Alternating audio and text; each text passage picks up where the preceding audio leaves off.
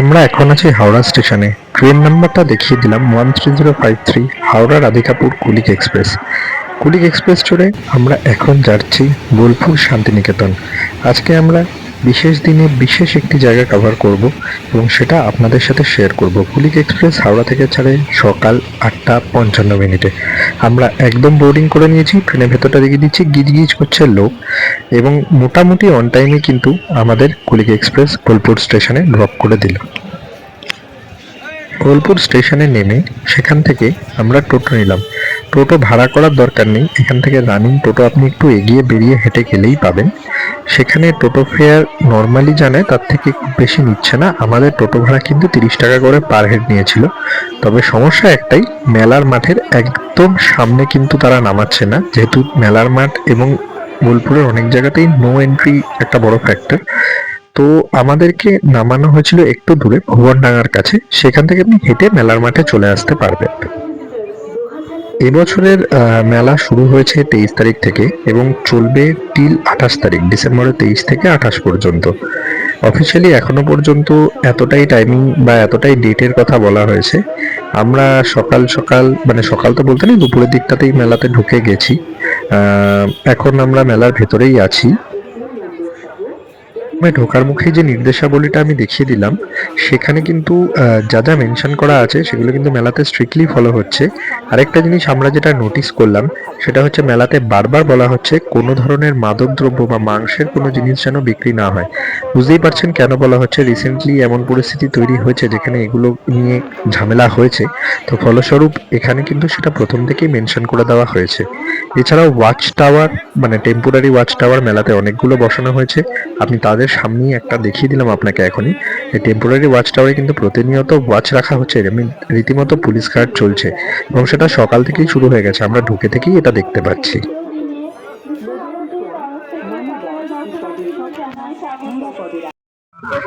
আমরা এখন মেলাতে আছি, মেলার বিভিন্ন জায়গা কভার করছি।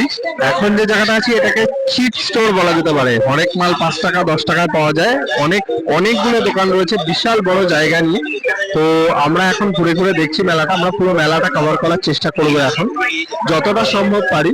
চারদিকে প্রচুর আওয়াজ, আমি জানি না আপনারা শুনতে পাচ্ছেন কিনা, তবুও চেষ্টা করছি আমরা। মেলার ম্যাপ জানতে বীরভূম জেলা পুলিশের প্রদত্ত কিউআর কোড ব্যবহার করুন। যেখানে সেখানে গাড়ি বা টোটো পার্কিং করবেন না, যথেষ্টভাবে দৌড়াদৌড়ি করুন। আমরা মেলার ভেতর দিয়ে এখন অনেকটাই এগিয়ে চলে এসেছি।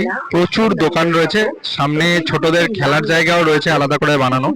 আমরা সেটাও কভার করে নিচ্ছি। এখন সময় আমাদের এখানে ঘড়িতে 12:44। প্রচন্ড ভিড়, রাত্রিবেলা আরো ভিড় হবে বলেই আশা করছি। আমরা এখন দুপুরবেলা অনেকটা ফাঁকা ফাঁকাতেই দেখে নিতে পারছি। বাকিটা এখন আমরা কভার করে নিই, তারপর আপনাদের সঙ্গে শেয়ার করে দেবো।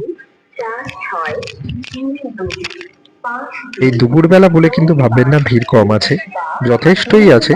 জায়গা এতটাই বড় যে আপনাদের হয়তো ভিড়ের কাভারটা বুঝতে পারছেন আপনারা, কিন্তু উত্তরোত্তর ভিড় বৃদ্ধি পাচ্ছে যত আস্তে আস্তে বেলা বাড়ছে। আমরাও আস্তে আস্তে মেলার একটা প্রান্তের দিকে এগিয়ে এসেছি।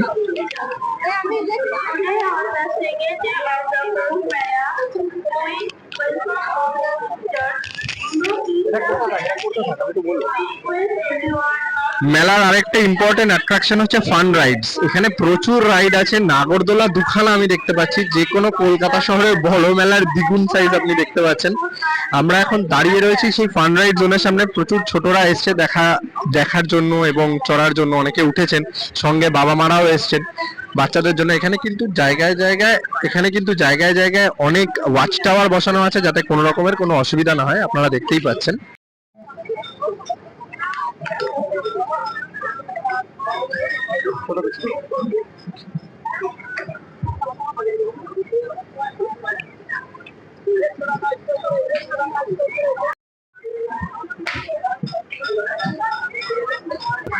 মেলায় এসে কিন্তু টুকটাক খাওয়া দাওয়া চলতেই থাকে। এখন একটা পেয়ারা মাখা কেনা হয়েছে, সেটা খেতে খেতে আমরা এখন বাকি মেলাটা ঘুরে দেখবো। এটা পার্ট অ্যান্ড পার্সেল অফ মেলা, মানে যারা বাঙালি তারা এটা সবসময় শেয়ার করে। আসুন আপনারাও ঘুরে দেখুন। আমরা একটু টুক করে খেয়ে নিই ততক্ষণ পেয়ারা মাখাটা, ঠিক আছে? আশেপাশটা ঘুরে দেখতে দেখতে পৌষ মেলার ইতিহাসটা একটু ছোট্ট করে বলে রাখি। 1894 সালে মহর্ষি দেবেন্দ্রনাথ ঠাকুরের উদ্যোগে ভুবনডাঙ্গা গ্রামে এই মেলা প্রথম চালু হয়। প্রতি বছর বাংলায় ৭ই পৌষ এই তারিখটিতেই কিন্তু পৌষ মেলা শুরু হয়। এই মেলাটির মূল উদ্দেশ্যই কিন্তু ছিল বিভিন্ন সম্প্রদায়ের মানুষদের মধ্যে ঐক্য এবং মেলবন্ধন স্থাপন করা। পরবর্তীকালে এই মেলার মাধ্যমে রবীন্দ্রনাথ ঠাকুর বাংলার লোক সংস্কৃতি এবং লোকশিল্পকে বিশ্বের দরবারে তুলে ধরেন। এই পৌষ মেলাকে ঘিরে যে আবেগ বা উন্মাদনা বা যে ক্রেজ, বা ইংলিশে যেটাকে ক্রেজ বলে, আমরা খুব পছন্দ করি এই ওয়ার্ডটা, সেটা কিন্তু এখনো পর্যন্ত আমি আসার পরেও দেখতে পাচ্ছি যে সেটা সমানই রয়েছে। এই দুপুরবেলাও যথেষ্ট ভিড় হয়েছে এবং আমি আপনাদেরকে বললাম যে এটা কিন্তু কন্টিনিউ চলছে, মানে ভিড় বেড়ে চলেছে। তো ক্রেজ বা উন্মাদনা যাই বলুন, সেটা কিন্তু এই মেলার এখনো অটুট আছে।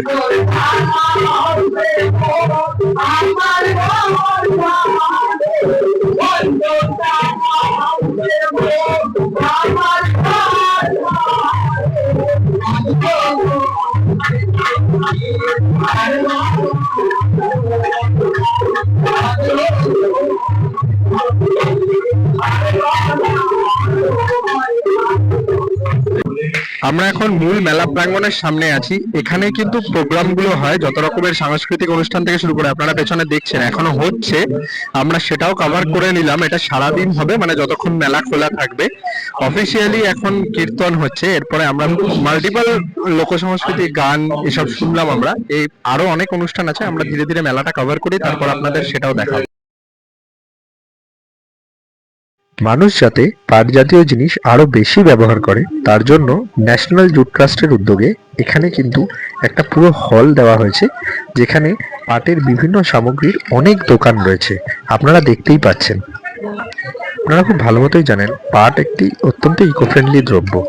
আজকের পরিস্থিতিতে যেখানে আমরা প্লাস্টিকের ব্যবহার প্রচুর করি আমাদের ছোট ছোট জিনিসপত্রের জন্য, সেখানে কিন্তু তার রিপ্লেসমেন্ট আমরা পাটের দ্রব্য দিয়ে অনায়াসেই করতে পারি। আর কর্তৃপক্ষদের তরফ থেকেও এটা খুবই ভালো একটা ইনিশিয়েটিভ। ডেফিনেটলি এটা অনেক সচেতনতা বাড়াবে। এখান থেকে বেরিয়ে আমরা এগিয়ে গেলাম বইয়ের দোকানের দিকে। এই মেলাতে কিন্তু সমস্ত কিছুর পাশাপাশি বইয়েরও অনেকগুলো দোকান দেখলাম, অনেক ছোট ছোট প্রকাশনী দেখলাম, যাদের দোকানে কিন্তু অনেক বইয়ের কালেকশন আছে। আমি নিজে বই খুব ভালোবাসি, তাই দু চারটে আমার ভালো লাগলেও দেখে যারা এগুলো পাবলিশ করেছে। বাট একটাই ব্যাপার, এখানে অতটা ভিড় দেখলাম না। অন্যান্য মেলার মতো এখানেও কিন্তু হাতের কাজের দোকান রয়েছে, হস্তশিল্পের, কার্পেটের দোকান, যেগুলো আমরা আলাদা আলাদা করে ফলো করলাম।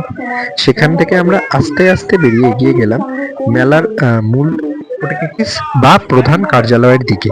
এখন আমরা সেখানেই দাঁড়িয়ে রয়েছি।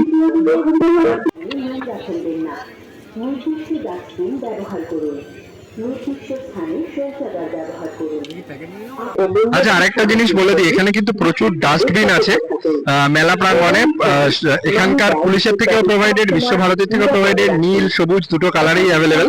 তো আপনারা কিন্তু কাইন্ডলি ময়লা যা আছে সব ডাস্টবিনে ফেলবেন প্লিজ।